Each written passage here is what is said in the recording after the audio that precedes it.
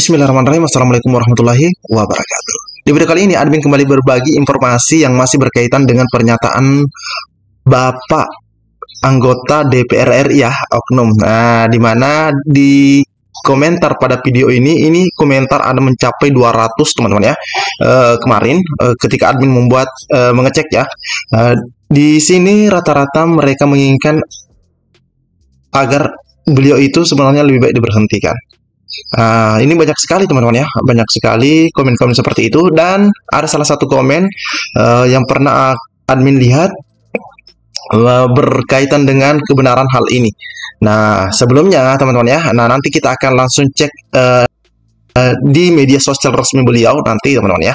Nah, oke, nanti tapi di sini teman-teman bisa lihat kembali. Nah, ini ya, terkait dengan pernyataan beliau yang menyebut bahwa honorer beban negara. Di beberapa media lain juga tentang beban negara, bahkan beliau meminta maaf. Nah, nanti kita lihat ya, meminta maaf. Selanjutnya di sini juga ada, nah ini, P3K disebut beban negara, Bapak Ferdinand, ini karakter asli pejabat kita. Nah, teman-teman ya, bahkan di beberapa media, nah di sini teman-teman bisa lihat, admin cek, nah di sini banyak sekali yang memberitakan terkait hal tersebut, bahkan di media sosial lainnya. Nah, selanjutnya terkait hal tersebut karena adanya permintaan maaf ya. Nah, di sini adanya permintaan maaf dari beliau terkait viralnya pernyataan atau statement beliau. Kita bisa lihat pernyataan beliau di media sosialnya. Nah, ini ya, ini di post teman-teman ya. Kita lihat. Oke. Ini 1 hari yang lalu. Oke, ini akun resmi teman-teman ya dari beliau. Dengan hormat, bahan rapat saya di atas. Bahan rapatnya. Nah, ini ada bahan rapatnya. Assalamualaikum dan selamat malam bagi seluruh masyarakat, khususnya honorer dan P3K. Jadi masyarakat, namun di sini terkhusus honorer dan P3K. Jelas ya? Saya minta maaf. Nah, ini ya. Teman-teman, mohon dimaafkan beliau. Ini sudah minta maaf. Saya minta maaf sedalam-dalamnya kepada masyarakat, terkhusus honorer dan, jadi ingat ya, honorer dan P3K atas pernyataan saya pada RDP Rabu kemarin, khususnya pada frasa beban negara, yang kemudian saya anggap keliru. Jadi beliau mengakui bahwa beliau salah, beliau keliru dengan frasa beban negara yang beliau ucapkan secara spontan mungkin ya. Dan pada akhirnya timbul reaksi masyarakat yang mengkritik saya. Nah, ini dia dikritik baik via sosial media melalui pesan WhatsApp. Nah, jadi teman-teman, ada salah satu komen yang mengatakan beliau tidak mengatakan seperti itu. Nah, ini sendiri diakui. Nah, teman-teman ya, beliau mengakui bahwa beliau keliru dan minta maaf.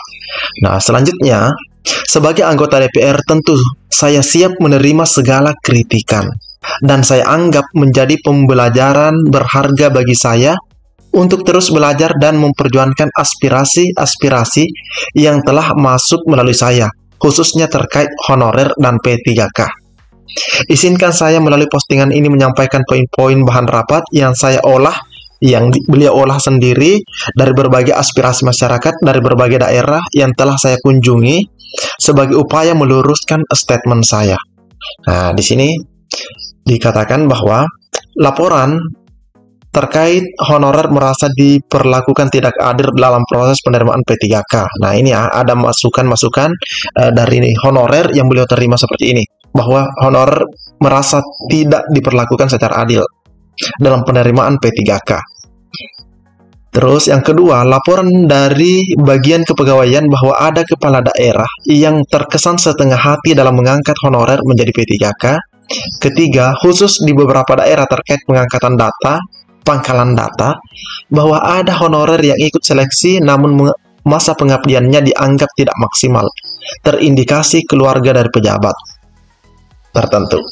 Di poin keempat, ada utang politik terhadap tim ses. Nah, ini bahaya tim ses. Sehingga kebanyakan pengangkatan P3K diutamakan honorer titipan atau biasa disebut sebagian teman-teman itu siluman, mendiskreditkan honorer yang telah mengabdi lama, khususnya bagi sektor pendidikan dan kesehatan. Kenapa ini terjadi? Pertama, keterbatasan anggaran dalam penggajian P3K, sehingga seperti itu ya. Ini penjelasannya. Kedua, aturan belanja pegawai yang tidak boleh melebihi 30% dari APBD. Yang ketiga, Permenpan RB pengangkatan P3K yang dianggap tidak mempertimbangkan keadaan keuangan daerah. Yang keempat, perbedaan kondisi keuangan setiap daerah. Yang kelima, instruksi Presiden terkait efisiensi anggaran. Nah, yang Impres nomor 1 ya, kalau saya salah, tahun 2025. Solusi, nah beliau menawarkan solusi. Pertama, prioritas sektor yang dianggap penting untuk diangkat menjadi P3K. Nah, di sini beliau sudah menginginkan agar rekan-rekan honorer itu diangkat P3K. Misalnya, guru dan kesehatan seperti dokter, perawat, dan lain-lain. Intinya, tenaga kesehatan. Nah, ini baru benar teman-teman ya. Pastinya teman-teman setuju semua. Kedua, evaluasi pangkalan data honorer di setiap pemerintah daerah. Nah, ini minta dievaluasi terkait pangkalan data honorer. Hal ini dikarenakan adanya absensi yang prematur, sehingga ada oknum honorer dianggap tidak pernah bekerja, namun bisa mengikuti seleksi P3K. Ternyata ini mencoreng citra honorer lainnya yang bekerja baik dan disiplin masuk kerja. Ketiga, seleksi CPNS di setiap pemerintah daerah seharusnya diikuti oleh P3K atau honorer. Perbedaan aturan antara status PNS dan P3K menimbulkan perbedaan perlakuan di daerah, padahal dari segi pekerjaan sama saja. Oke, kita lanjut. Ini solusi. Prinsip keadilan dan kepastian bagi P3K yang telah terangkat di seleksi sebelumnya. Jangan lagi ada penundaan pengusulan SK ataupun penundaan pembayaran gaji.